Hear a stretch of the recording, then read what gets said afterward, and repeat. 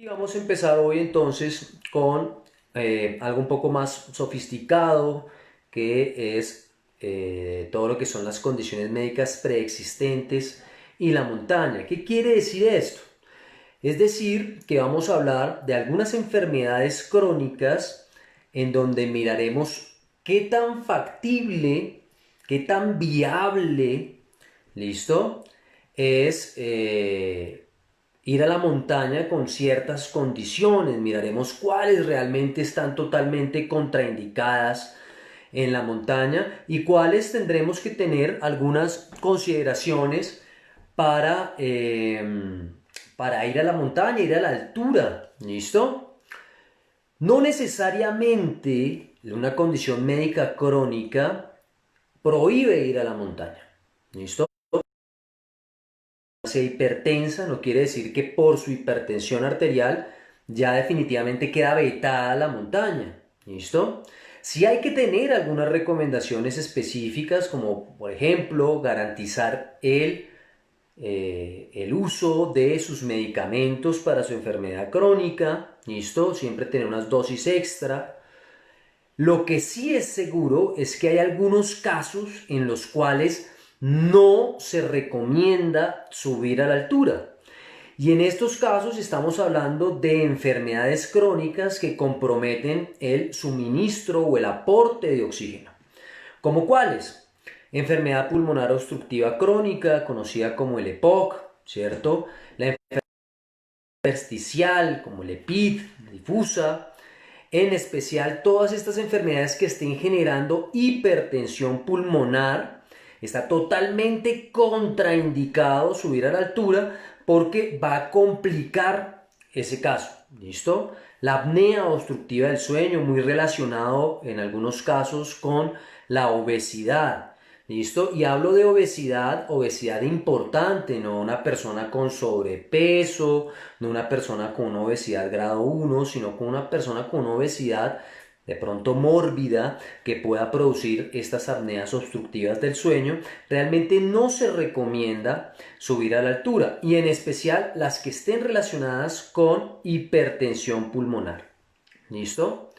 Asimismo, de las enfermedades que vamos a ver, algunas de las enfermedades que vamos a ver, pues la recomendación importante, además de los medicamentos, es que el personal que acompañe a esa persona y la persona misma se capaciten en el manejo de su enfermedad.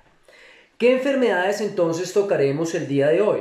Vamos a tocar asma, vamos a tocar hipertensión arterial, vamos a tocar enfermedades coronarias o enfermedades isquémicas del corazón, vamos a tocar diabetes mellitus y vamos a tocar epilepsia. Vamos a tocar esas enfermedades. ¿Listo? Empecemos entonces con asma. Muchas veces personas asmáticas, personas que sufren de esta enfermedad crónica, preguntan: hombre, ¿yo será que puedo ir a la altura? ¿Será que de pronto subir a la altura no me puede hacer un mayor daño? ¿Se me puede desencadenar una crisis asmática? A pesar de que en algunos casos las crisis de asma se pueden exacerbar con el frío, se ha visto que en la altura disminuye la cantidad de alergenos. ¿Qué quiero decir? Cuando una persona es asmática, desencadena una crisis de asma secundario a estar en contacto con un alergeno. Y un alergeno se entiende como algo que produce alergia. ¿Listo? Y se genera esa crisis asmática, que va a haber una reducción importante de esos bronquios de nuestros pulmones o de los pulmones de la persona asmática, generando una crisis de asma donde va a haber una imposibilidad para respirar adecuadamente, donde podemos encontrar de pronto esas sibilancias audibles.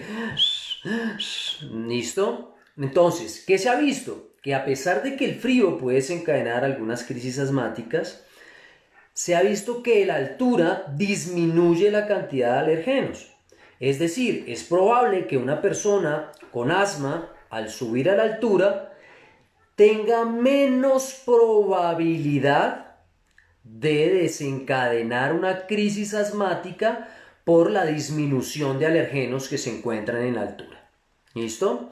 Pero ¿qué recomendaciones tenemos que seguir? Porque puede generarse una crisis. Uno, siempre llevar la medicación. La persona asmática debe llevar su medicación, debe llevar sus inhaladores y siempre debe tener esos inhaladores a la mano y ojalá cerca a su cuerpo, colocados en un bolsillo, de pronto pegados al pecho. ¿Por qué? Porque el inhalador, por las bajas temperaturas, se puede congelar y puede dejar de funcionar en el momento en que lo necesitemos. ¿Listo? Si son inhaladores a base de polvo, recomendable pues aparte de mantenerlos siempre con nosotros, pegados a nuestro cuerpo, pues también mantenerlos secos en una bolsa, de pronto una bolsita seca, en una Ziploc o alguna de estas bolsitas para que no se moje nuestro inhalador. Asimismo, las personas que utilizan medicamentos como los corticoides o tomados, tener en cuenta que en la altura es probable que toque hacer un cambio en la dosificación y aumentar un poquito esa dosis de las dosis habituales, sobre todo por encima de los 3000 metros de altura. ¿Listo? Quiere decir que la persona asmática puede ir a la altura siguiendo estas recomendaciones y lógicamente entrenándose ella y ojalá las personas que vayan con ella o el guía que está con ella en cómo manejar una crisis, cómo debo yo actuar frente a una crisis asmática. ¿Listo? Muy bien.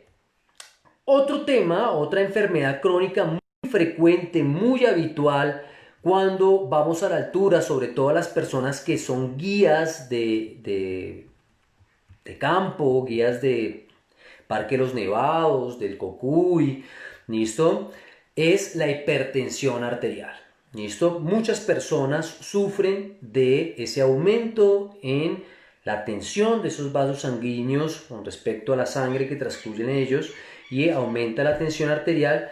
Y muchas veces preguntan, bueno, yo sufro de la tensión arterial, ¿me va a hacer daño la altura?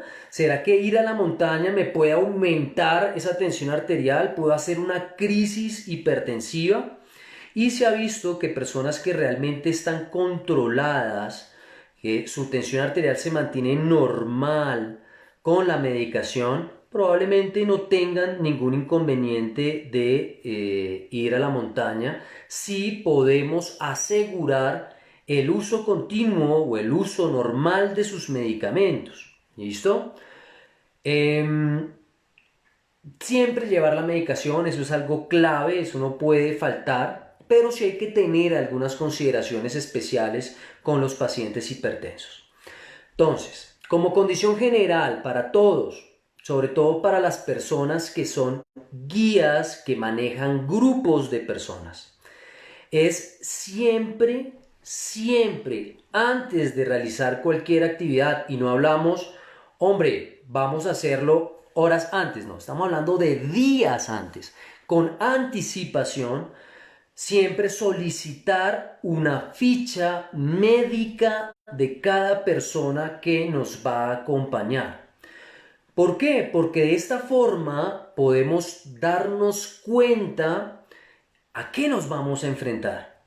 ¿Qué recomendaciones tengo que seguir? ¿Qué cosas importantes debo meter extra en mi maletica? ¿Listo?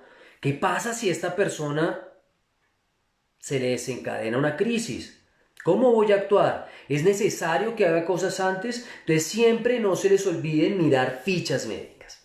Y así sabremos tanto qué enfermedad tengo que enfrentarme como a qué medicación qué medicación está tomando esta persona para yo anticiparme a lo que pueda ocurrir. Entonces, por ejemplo, en las personas hipertensas hay que tener mucho cuidado porque algunas personas utilizan medicamentos arterial que se llaman beta bloqueadores. Los más famosos son el metoprolol, el propanolol, ¿listo? Que en algunos casos no se utiliza solo para la hipertensión arterial, sino que se utiliza, por ejemplo, para anginas de pecho, para profilaxis posteriores a un infarto agudo del miocardio, para personas que sufren de migraña, pueden utilizar medicamentos de este tipo. ¿Qué pasa con estos medicamentos? Que estos medicamentos disminuyen el rendimiento físico en la persona. Entonces probablemente esta persona en la altura no va a rendir de manera adecuada y es importante que lo tengamos en cuenta, y si es necesario, digamos, vamos a hacer una actividad demasiado exhaustiva, de pronto teniendo en cuenta estos protocolos, es necesario que de pronto meses antes la persona pues su especialista para saber si se puede o no cambiar este medicamento, y si no puede cambiarlo, pues nosotros como guías o como personal que está atendiendo o que está acompañando esta expedición, pues tenemos que tenerlo en cuenta para no sobrelimitar a esta persona. ¿Listo? Asimismo, tener en cuenta otros medicamentos como los diuréticos, muy frecuentes en la hipertensión, como la hidroclorotiazida, ¿listo? Que yo creo que es el más frecuente. Tener en cuenta que estos, pues, al ser diuréticos, quiere decir que arrastran agua, hace que la persona orine más y pueden aumentar los riesgos de deshidratación, ¿listo? De resto, probablemente la persona, si puede continuar con su medicación, probablemente no va a tener ningún problema en la altura. Si es recomendable, si sabemos tomar la tensión arterial con tensiómetro y fonendoscopio. Yo generalmente cuando voy a una salida y tengo personas hipertensas, lo que hago es tomar su tensión arterial antes de salir, durante el pico máximo de actividad y al finalizar la actividad, para ir controlando esas cifras tensionales y asegurarme que esa persona pues pueda continuar con todo su toma de medicación. ¿Listo? Muy bien. Asma, enfermedad coronaria, enfermedad hipertensión. Vamos con enfermedad coronaria. ¿Qué quiere decir una enfermedad coronaria? Quiere decir que hay una interrupción o una disminución del flujo sanguíneo a nivel de ese músculo cardíaco, ya sea por una angina de pecho, ¿listo? O por que la persona sufrió de un evento coronario, un infarto agudo de miocardio, y está tomando una serie de medicación. ¿Qué tenemos que hacer cuando nos vemos frente a un paciente en una expedición en un área remota con una enfermedad coronaria? No necesariamente quiere decir que no puede ir a la expedición. Tendremos que tener mucho más cuidado con esa persona. Tendremos que por lo menos los 3 primeros días disminuir considerablemente la actividad de esa persona, sobre todo para el proceso de aclimatación. ¿Listo? Es muy importante que sepamos que esa persona está totalmente asintomática de su enfermedad coronaria y que no tiene signos de insuficiencia cardíaca congestiva. ¿Listo? Quiere decir que su corazón ya esté funcionando mal. Entonces, si tiene insuficiencia cardíaca congestiva, está contraindicado ir a la altitud. Si no tenemos estos signos, no tenemos estos síntomas, no debería haber restricciones para subir a la altura, teniendo en cuenta siempre mejorar esos 3 primeros días, disminuir la actividad física, ¿listo? Adaptar la actividad a lo que se va a realizar, ¿listo? Estar muy pilosos de los signos y síntomas de eventos isquémicos, ¿listo? Por ejemplo, aumento o dolor, que sea un dolor precordial en el centro del pecho, opresivo, que no tiene una localización exacta, que se irradia o se siente en otras partes, en especial el hombro, la mandíbula, la espalda, el brazo izquierdo, el abdomen, que aumentan con la actividad física, aumenta ese dolor, disminuye con el reposo, que de pronto se asocia a otros síntomas, mareo, poco dificultad para respirar, que la persona tenga de pronto disminución de la visión, que vea, que tenga sudoración, cosas como esas, y lógicamente saber actuar frente a esas situaciones. Por eso es muy importante la capacitación. ¿Listo? Siempre llevar la medicación para los días que vamos a estar en la montaña y días extra de medicación, y siempre llevarlo en un sitio en donde no se nos vaya a mojar, llevarlos a la mano. No es que vayamos a caminar, me llevo mi morralito de asalto y de pronto en una mula se va el morral con todas las cosas y ahí meto mi medicación. No, debo llevarla conmigo. ¿Listo? Tener en cuenta algunos medicamentos. Hay personas con enfermedades isquémicas crónicas o enfermedades coronarias crónicas que toman ácido acetil salicílico de forma constante, diariamente. Pilas con el ASA o la cardioaspirina de 100 miligramos de forma crónica, se ha visto que puede aumentar el riesgo de sufrir hemorragias o microhemorragias retinianas en la altura. Entonces, tener eso en cuenta, va a haber un aumento de probabilidad de que la persona, si llega a tener una herida, tenga mayor sangrado, sea más difícil controlar, ¿listo? Y no se les olvide realizar, pues, una reducción de la actividad física durante los primeros 3 días de actividad, sobre todo para el proceso de aclimatación de esta persona. ¿Listo? Muy bien, vamos entonces. Asma, hipertensión, enfermedad coronaria. Vamos a hablar entonces un poco de diabetes mellitus y epilepsia.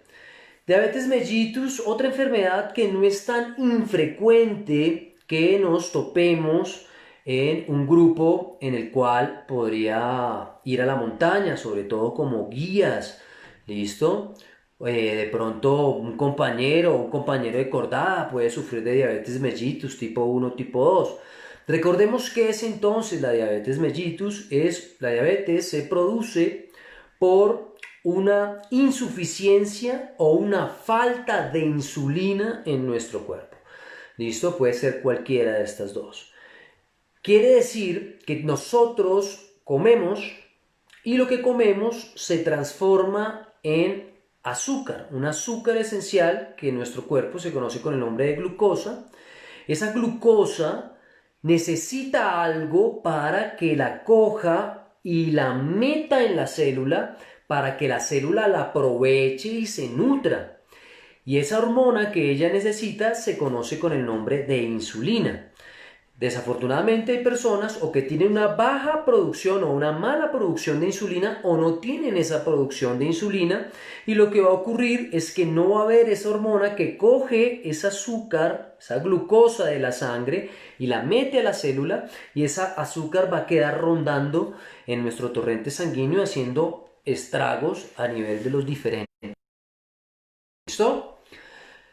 Entonces, teniendo esto en cuenta, tenemos también que ver que no se ha visto que la altura afecte este metabolismo en las personas diabéticas, o sea, que exacerbe su enfermedad. Tampoco se ha visto o no se ha demostrado que la diabetes mellitus sea un predisponente para el mal agudo de montaña.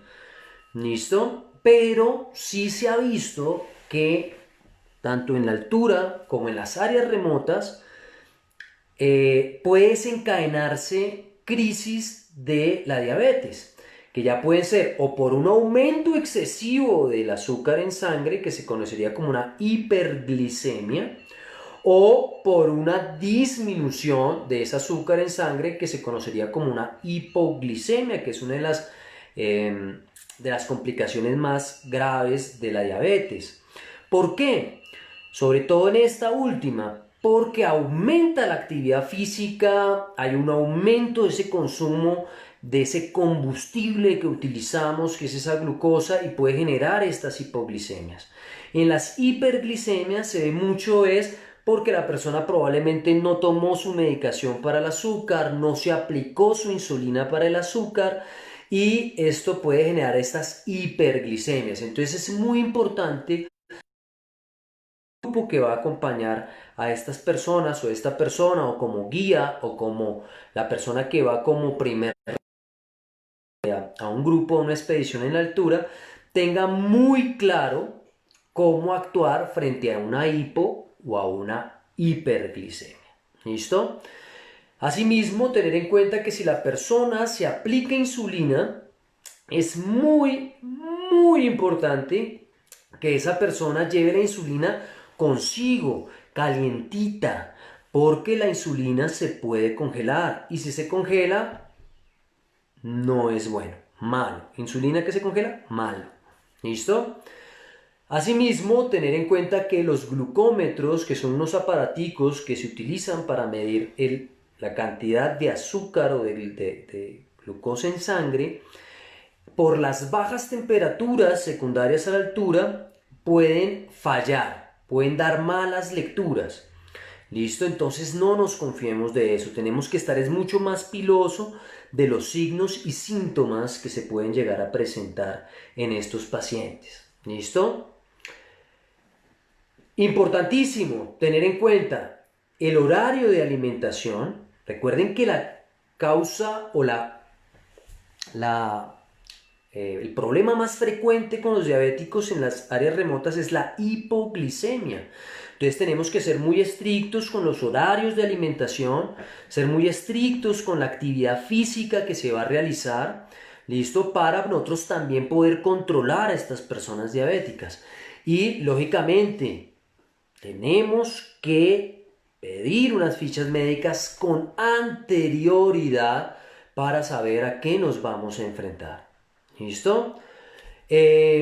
Otras cosas importantes a tener en cuenta con los diabéticos en la montaña y en muchos otros lugares, en la selva, en cualquier lugar en donde tengan que caminar mucho, es muy importante estar revisando esos pies, que no se estén formando lesiones que puedan ulcerarse en esos pies. Entonces mirar que tenga un calzado adecuado, que tenga unas medias adecuadas para la actividad, porque esta puede llegar a convertirse en una complicación importante en una persona diabética. Entonces, si llegan a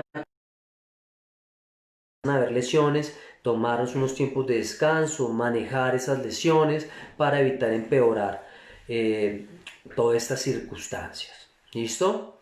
Muy bien, entonces ya vimos asma, hipertensión, enfermedad coronaria, diabetes mellitus. Vamos entonces con nuestra última enfermedad preexistente que puede presentarse, no es tan frecuente realmente, no es que sea infrecuente, o sea, no es que sea algo exótico, pero es menos frecuente que las otras dos y es enfrentarnos a pacientes o a excursionistas que sufran de una enfermedad epiléptica o una epilepsia. Muchas veces las personas epilépticas tienen miedo de subir a la altura por su enfermedad de base. ¿Qué es la epilepsia? Entonces, la epilepsia es un desorden a nivel cerebral en donde las neuronas, esas células cerebrales, generan unas descargas anómalas, irregulares en nuestro cerebro y generan unos focos epilépticos. Pueden haber muchos tipos de epilepsias o formas en las que se traduce la epilepsia. Las más conocidas es los movimientos tónico-clónicos involuntarios de la persona, o pueden ser parciales. Pero existen otros tipos de epilepsias. Por ejemplo, cuando vemos epilepsias en nuestros cursos, hablamos de unas epilepsias que se presentan mucho en la parte de la niñez y en la adolescencia que se llaman ausencias, que son esas epilepsias o esas epilepsias de pequeño mal, donde la persona no tiene ningún movimiento, no tiene absolutamente nada, se ve bien, pero parece que se fue, como que se le desconectó el cerebro. Entonces estamos hablando, yo estoy hablando con ustedes, cuando de pronto es que quedo ahí, quieto. ¿Listo? Y después empiezo con mi proceso posepiléptico o posictal y es otro tipo de epilepsia. No es tan infrecuente que nos veamos enfrentados a un proceso, a una persona que sufra esta enfermedad. Entonces, ¿qué recomendaciones deberíamos tener con esta persona? Uno, tener en cuenta que debemos saber si esta persona está controlada médicamente, está tomando sus medicamentos, y si vamos a subir por encima de los 3.000, 3.500 metros, debemos asegurarnos que no haya tenido una crisis epiléptica en los últimos 6 meses. Claro, ¿listo? Con esto. Dos, debemos asegurar la toma del medicamento a las horas en las cuales debe tomarse su medicación. ¿Listo? Tres, es fundamental que cuando tenemos una persona que sufre este tipo de enfermedad, estemos muy pendientes de los horarios de sueño. La privación del sueño que se puede dar por el frío, por la altitud, porque nos tocó hacer un vivac, porque de pronto nos cogió en la noche de vuelta del asalto a Cumbre y nos tocó hacer un vivac en nieve. Todo este tipo de cosas, estas privaciones de sueño, pueden desencadenar una crisis epiléptica. Por eso es muy importante que lo tengamos en cuenta. ¿Listo? Asimismo, es fundamental que tengamos estos medicamentos epilépticos pueden generar interacciones con otros medicamentos. Y estas interacciones, en la mayoría de los casos, están dadas porque el medicamento que damos, digamos un antibiótico, el más común que pueda generar estos casos es como el imipenem, puede disminuir el umbral eliptogénico de ese medicamento. Quiere decir, reduce la efectividad de ese medicamento. Y si yo le tengo que dar, porque hay un proceso infeccioso, y se lo digo más que todo a la parte médica, hay un proceso infeccioso e inicio un antibiótico, tengo que estar seguro de que no haya interacciones con el medicamento que me disminuyan el umbral liptogénico y me genere una crisis epiléptica. ¿Listo? Muy bien. Entonces, ya para finalizar, chicos, algunas recomendaciones generales. Hagamos un recorderis de estas recomendaciones generales. 1. Siempre pidan fichas médicas. Siempre. No olviden pedir una ficha médica, y no es el día que nos vamos a ir. No es que, ay, me entregaron la ficha médica hoy. ¿Listo? ¿Por qué? Porque no sé con qué me voy a enfrentar. Siempre pedir, ¿listo? Para saber cómo debo actuar, qué recomendaciones debo tener, ¿listo? 2. Siempre solicitarle a la persona que lleve su medicamento para los días en los que vamos a estar, y una dosis o unas dosis extra de medicación, porque no sabemos qué problema se nos pueda llegar a presentar en nuestra salida. Yo hay veces, si es posible, que nosotros, como primeros respondientes, como la parte médica, como guías, si podemos, llevemos unas dosis de medicamento. Por ejemplo, tengo un paciente hipertenso, toma 50 miligramos cada 12 horas, lo anotó en la ficha médica, le damos la recomendación, pero hombre, yo me voy a llevar unas pastillitas extra de los sartán, no son muy costosas y puede generar diferencias significativas en la montaña. ¿Por qué? Si a esta persona, a nuestro hipertenso, se le mojaron las tabletas, las botó, no las trajo, se le acabó el paseo. Puedo subir con una persona que no voy a poder compensar en su hipertensión arterial a la altura. En cambio, si yo tengo unas pepitas extra, pues probablemente pueda solventar esa situación y quedo como un príncipe. ¿Listo? Entonces no se nos olvide, fichas médicas, siempre llevar la medicación para los días y una dosis extra, si puedo llevárnoslas yo. que la clínica o que su enfermedad esté en una fase estable.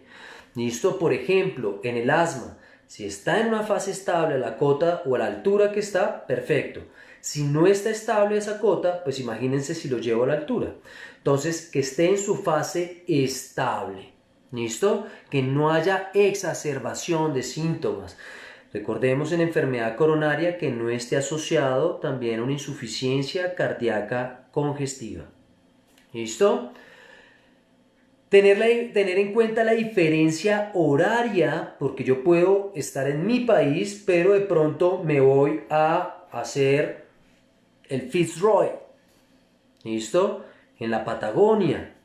Y hay una diferencia, puede haber una diferencia horaria, o me voy a Himalayas, y hay una diferencia horaria. Quiere decir que tengo que tener en cuenta esa diferencia horaria porque tomarme una pepita a las 7 de la mañana y a las 7 de la noche en Colombia va a cambiarme el horario en los Himalayas. Ya no será a las 7 de la mañana de los Himalayas y las 7 de la noche de los Himalayas porque ya estoy dejando un periodo de tiempo en el cual no estoy tomando medicación. Entonces tengo que hacer ese cambio. ¿Listo? Ojo con las interacciones medicamentosas. Si hay unas personas que tomen medicamentos, lean, pregunten sobre las posibles interacciones que pueden tener ese medicamento con otros medicamentos de uso común. Acetaminofén, ibuprofeno, listo, o los antiinflamatorios no esteroideos, con los medicamentos, por ejemplo, con la acetazolamida. Y aquí es algo muy importante el proceso de la acetazolamida que, como vimos en el mal agudo de montaña, la acetazolamida se utiliza para el MAM, que iniciamos desde moderado a severo, pero en personas diabéticas no se debe dar acetazolamida, por ejemplo. ¿Por qué? Porque la acetazolamida, recordemos un poco, hace que se excrete bicarbonato, haciendo que ese estado alcalino del cuerpo pase a un estado ácido. Y hacer ese proceso va a favorecer en una persona diabética algo que se llama una cetoacidosis diabética. Entonces, cosas como ejemplo esas, tengámoslas en cuenta. ¿Listo? Si no tenemos idea, preguntemos. ¿Listo? Preguntemos. Me avisan, preguntamos. Ustedes saben que siempre estamos abiertos a resolver cualquier tipo de duda. Lo importante es que siempre haya esa comunidad segura en la montaña, que es lo más chévere que se está formando en este momento en Colombia, que me parece extremadamente interesante. ¿Será que este medicamento interacciona con los antibióticos que llevo o con los antiinflamatorios o reacciona con los medicamentos para la altura? ¿Qué interacciones tiene con lo que yo llevo en mi botiquín? Y finalmente, y extremadamente importante, capacitar, ojalá no solamente al guía, sino a las personas que van en ese grupo frente a detectar los signos y síntomas de la enfermedad, de la exacerbación o de la crisis de la enfermedad y lógicamente capacitarnos en el manejo que yo con mi capacitación pueda brindarle a esa persona para solventar su situación. ¿Listo? Por ejemplo, en una persona epiléptica que pueda llegar a estar a 6.000, 5.000 metros de altura y genera una convulsión, no sé si realmente es o que se desencadenó una crisis epiléptica o puede ser un edema cerebral de grandes alturas. Entonces, ¿qué hago? Pues como siempre digo, manéjelo como lo peor, que sería un edema cerebral de grandes alturas, y disminuiremos la altitud, disminuiremos la cota, pero lógicamente tendremos que empezar a utilizar una serie de medicamentos o una serie de recomendaciones para este tipo de situaciones. ¿Listo? Muy bien. Más o menos esto es un poco, existen muchas otras enfermedades que podríamos involucrar, pero pienso que estas son las que podemos encontrarnos con mayor frecuencia, sobre todo en los grupos que como guías pueden llevar ustedes a la altura, personas de edad, sobre todo personas jóvenes con epilepsia, con diabetes mellitus tipo 1, con asma, ¿Listo? Pero pues existen algunas otras. Sí tener en cuenta que personas con la restricción ventilatoria o la restricción en la administración de oxígeno, como lo son el EPOC, el EPID, las hipertensiones pulmonares, pues están totalmente contraindicadas en la altura. ¿Listo? Muy bien. Vamos entonces, chicos, a mirar algunas preguntas que se han generado respecto a este tema. Posterior a resolver estas preguntas, pues daremos por finalizado nuestro tema del día de hoy. Yo creo que vamos a empezar a hacer algunas pruebas para no cansar tanto, por ahí cada 15 días. Muy probablemente las vamos a empezar a hacer los días jueves, por lo que ya de lunes a miércoles pues inicio en un proceso de trabajos en otros lados. Entonces vamos a dedicarnos el día jueves a hacer estas charlitas que me parecen extremadamente interesantes. Yo creo que la próxima miraremos si haremos lo que es niños y la montaña, niños en la altitud y todas las cosas de la mujer y la montaña, algunas diferencias que ocurren en las mujeres con la montaña, por ejemplo, qué pasa con la anticoncepción, qué pasa con mujeres embarazadas y mujeres no embarazadas y la altitud, qué pasa con esa hipoxia. Bueno, tocaremos algunos temitas en estas próximas charlas, ¿listo? Entonces miremos si existe alguna preguntilla. Ángela Jiménez, ¿cómo se podría reducir la actividad física de los 3 primeros días en el caso de una expedición al Nevado del Tolima Parque? Bueno, muy bien, entonces, sí vamos a reducir la actividad, digamos, en el Parque de los Nevados, sea el Tolima, sea el Santa Isabel, y tenemos una persona con una enfermedad coronaria, ¿listo? Lo que debemos hacer es, a esta persona en especial, si no tenemos el tiempo, porque probablemente estamos cortos del tiempo y el resto del grupo pues no tiene esta enfermedad coronaria, no podemos pedirles a ellos que disminuyan su actividad física.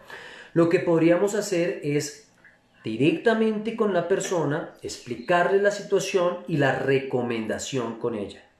Decirle, mira, me encantaría que llegaras unos días antes y empecemos a hacer todo tu proceso de preparación para la altura.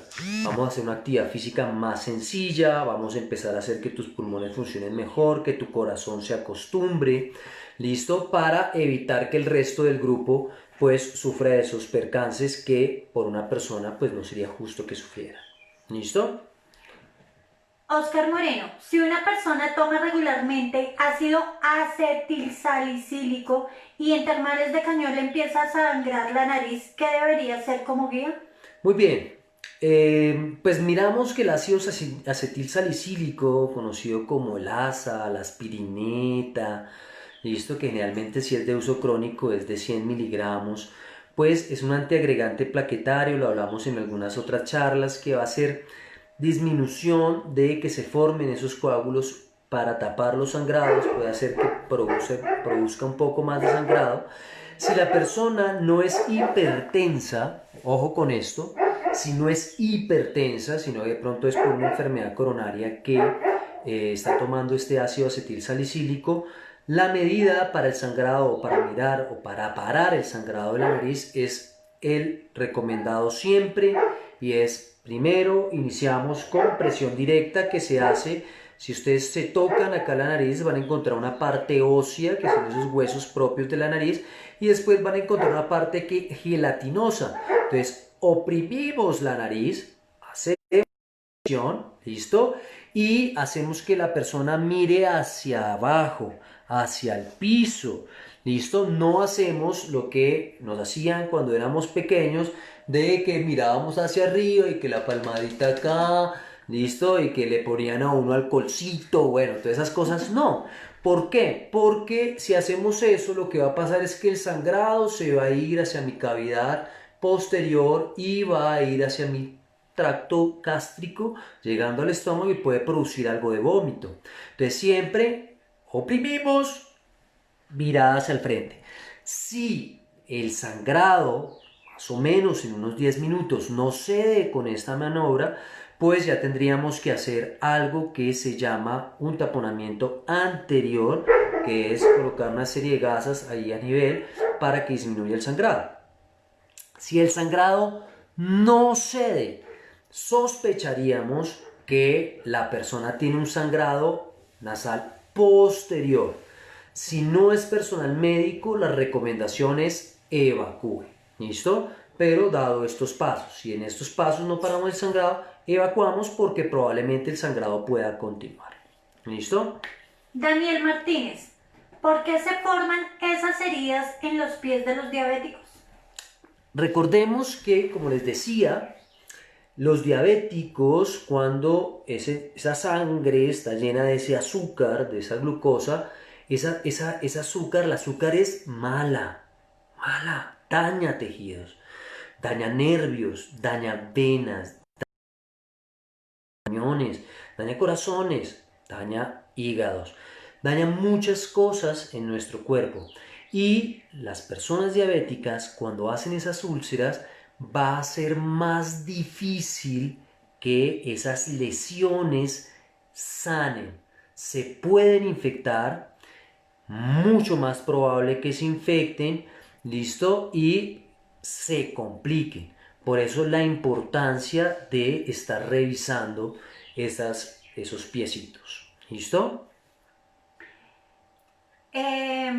Steven Vela, para las personas con diabetes, ¿cada cuánto sería ideal exigirle descansar para tener una prevención controlada con las lesiones en extremidades inferiores? Muy buena pregunta, Steven. Lo ideal es depende de cada persona. ¿Listo? Puede ser una persona diabética, pero puede ser un deportista de élite. ¿Listo? ¿Qué sí es recomendable? Que por lo menos diariamente revisemos si hay lesiones. Terminamos la caminata, llegamos a nuestro campamento, armamos carpas. Hombre, ¿qué tal? ¿Te revisaste los pies?